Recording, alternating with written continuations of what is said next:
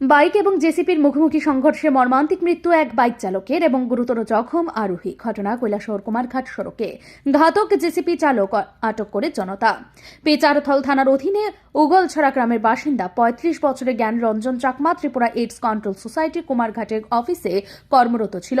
মঙ্গলবার কৈলাসহর অবস্থিত ঊনকোটি জেলা হাসপাতালে এইডস কন্ট্রোল সোসাইটি জেলাভিত্তিক রিভিউ মিটিংয়ে আসার জন্য পেচারথল থেকে নিজের বাইক চালিয়ে আসছিল।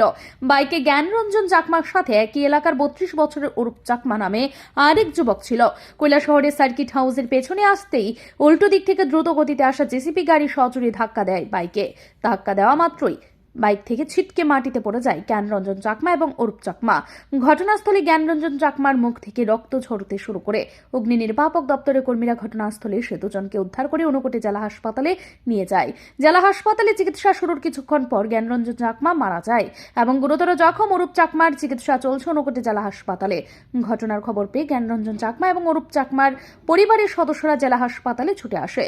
ঘটনার খবর পেয়ে কৈলাসহর থানার পুলিশ ঘটনাস্থলে এসে ঘাতক জেসিপি গাড়ি এবং বাইকটি বাজেয়াপ্ত করে কৈলাসহর থানায় নিয়ে আসে।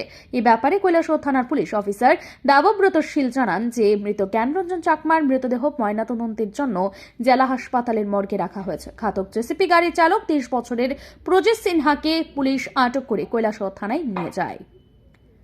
আমাদের কাছে কিছুক্ষণ আগে একটা খবর আসে যে আমাদের ভগবাননগর আমাদের সার্কিট হাউসের পিছে একটা মোটর বাইকের সাথে একটা জেসিবির দুর্ঘটনা হয়েছে। ঠিক আছে, তারপরে ওনাকে হসপিটালে নিয়ে আসলো। হসপিটালে আসার পর ডাক্তারবাবু ওনাকে মৃত বলে ঘোষণা করেছে। ওনার কি নাম যিনি মারা গেছেন? ওনার নাম হলো জ্ঞানরঞ্জন চাকমা, বাবার নাম শ্রী জয়গুঞ্জ চাকমা। ওনার বাড়ি উগলছড়া, পেছাতল পিএসের আন্ডারে। উনি কি বাইকে একা ছিলেন? না, উনির সাথে আরেকজন ছিলেন, অরূপ চাকমা উনি নাম। উনি এখন ডিস্ট্রিক্ট হসপিটালে চিকিৎসাধীন আছে। যিনি মারা গেছেন উনি কি করেন?